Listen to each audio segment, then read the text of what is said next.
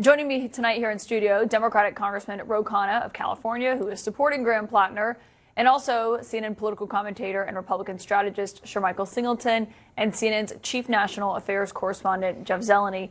And obviously, Jeff, as we've been watching all this play out, this race in Maine is incredibly important to Democrats here in Washington. Welcome back, everyone. So Graham Platner is winning decisively in the Maine primary. So let's hear what the Dems have to say about that and how Singleton put some sense into them. Washington in terms of what happened in November. It's remarkably important, and here's why. I mean, the math just is so difficult. It's an uphill challenge anyway for Democrats. They must win 5 seats currently held by Republicans and hold their own.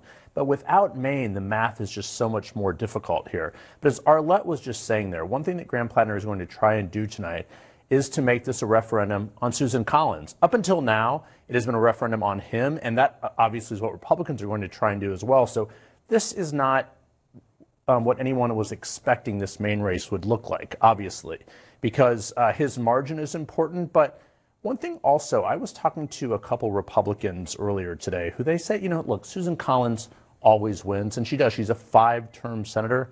But this environment is also different. She's running for the first time in the wake of Roe versus Wade being turned over. So we do not know what November is going to bring. One thing we do know, that Democrats really can't win the Senate without winning Maine. And boy, it's a lot more risky than they thought it would be. Yeah, I mean, and Congressman, you're backing Graham Platner in this race. Obviously, we've seen people come out and talk about, you know, where this stands, whether or not they're still standing by Graham Platner. It's made a lot of your colleagues uncomfortable, what has come out about him. Why not you? Well, I was up in Maine. There were huge crowds. I think the key issue today is the anti-war platform. I mean, on a day we're retaliating against Iran, Graham Platner is running saying, I served 3 tours of duty and I'm opposed to these foreign wars.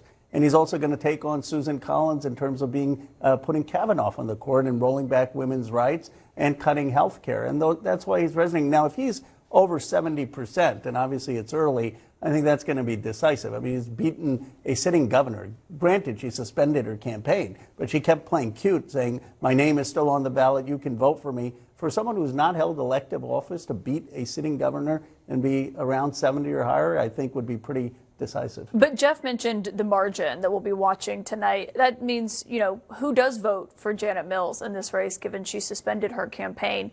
If that number is significantly high, what will that tell you about how voters do feel about what they've learned about Graham Platner? Well, if there was a real protest vote and you had 40% or something still voting for other candidates, then he'd have work to do. But a sitting governor who's saying I'm still on the ballot is going to get some percent of the vote. And if he is anywhere near 70 or above, I think that's going to be pretty decisive given the enthusiasm. And I think Democrats will rally around him on an anti-war platform, on someone who's going to take out Susan Collins, who put Kavanaugh on the court, and who's voted to cut health care.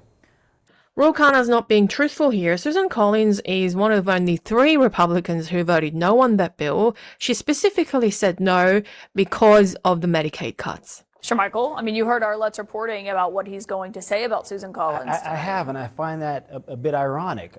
For a long time now, Democrats have long argued that what fueled their passions against Trump was a sense of righteous indignation. They were standing up for justice. They were upholding morality that they said Trump was an affront to. And now what we all realize is that that was all a facade. You have this guy who's saying he's going to make a speech to make a draw a contrast against himself and Susan Collins. He stands up for women. She does not, because she voted for Brett Kavanaugh. Yet we just had, not more than a week ago, very serious allegations against this very same guy who's now the defender of women. So to me, it seems like maybe a defender of women for my Democratic friends when it's convenient for them. But now that there's a political electoral opportunity to maintain their majority in the Senate, and Graham Platner could outseat Susan Collins, you know what? It doesn't necessarily matter the 10+ years of arguments we've made about morals and ethics against Trump and Republicans who've empowered Trump, because we can win a seat. It's very Machiavellian in many ways. And to me, any argument that Democrats have framed against Trump, against Republicans, is now null and void. They have revealed themselves to be nothing but hypocrites, nothing but liars. And I think as we get into the general election, you're going to see the case made by Susan Collins, made by the NRSC, that Democrats are not the people that they said that they are.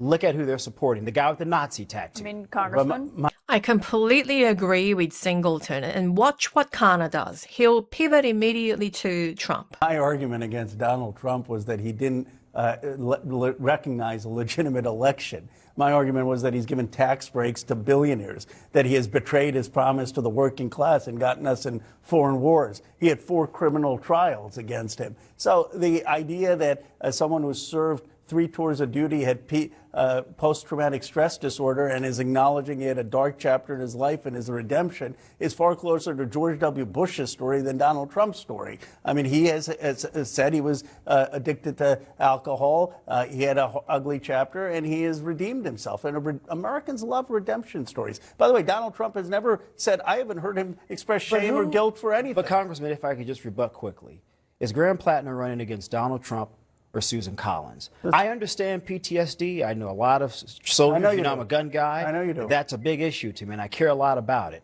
And the alcoholism, I don't take that for granted. A lot of Americans deal with that as well, and we should support those who are recovering from that issue. That said, this is a guy who's trying to draw a contrast against a woman who's been there a long time.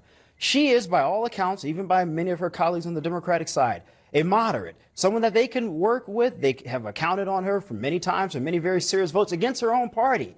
And yet Democrats are making the argument that now everything they said about Trump, about those who supported Trump, like Susan Collins, was wrong, yet somehow we should excuse them for saying that Graham Platner is okay because they could win? No one is questioning Susan How do you Collins' maintain personal any character, moral authority when you make that justification? Harry Reid had said you can always count on Susan Collins when you don't need her. And the reality is Democrats are very upset that she put Kavanaugh on the court. To be fair, Susan Collins once said, Singleton's question is a killer question because it exposes the Democrats. Number one, they don't have an absolute and fair moral criterion. Platner is the Trump they fabricated but manifested on the left. Number two, Collins is a moderate Republican and a woman. So it's not really a glorious fight for the left. she didn't trust Harry Reid when she was trying to keep her record in terms of voting. But I want everyone to listen to what AOC had to say in terms of what Democrats are saying about Graham Platner here in Washington. There's a lot in that behavior that's really challenging. It's hard to stomach, in some of it. But at the end of the day, I think that this is a choice. If the choice on the ballot is between that and a senator who's voted to take health care away from millions of Americans, that's the situation that we have to weigh. I mean, you can hear that in her voice in terms of where this race Again, Collins voted against the Medicaid cut. stands. No question about it. And I mean, I think that at the end of the day, there's going to be so many outside forces coming into Maine.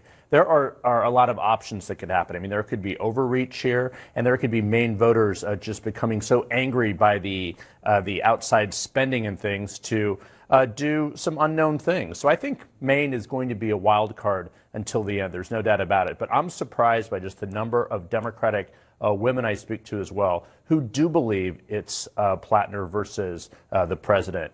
And yes, I mean, perhaps early in the Trump administration, they might have been more willing to stand on principles. By year 10, I think that let's play by the same rules. That's their thinking. We shall see. I mean, but the reality here is that this is going to open the door to some other races being more competitive, probably across the country, like Iowa, other things. But let's watch his margin tonight. I think that will tell us a lot. And it's far too early right now because Maine counts sort of slowly. But let's watch his margins. And we'll be checking in with John King on what those margins look. At this point, the margins don't even matter because Platner has pretty much won this primary. And honestly, it just cements my suspicion that the Democrats are hypocrites. Let me know down in the comment section what you guys think. Subscribe for more breakdowns, and I'll see you in the next one.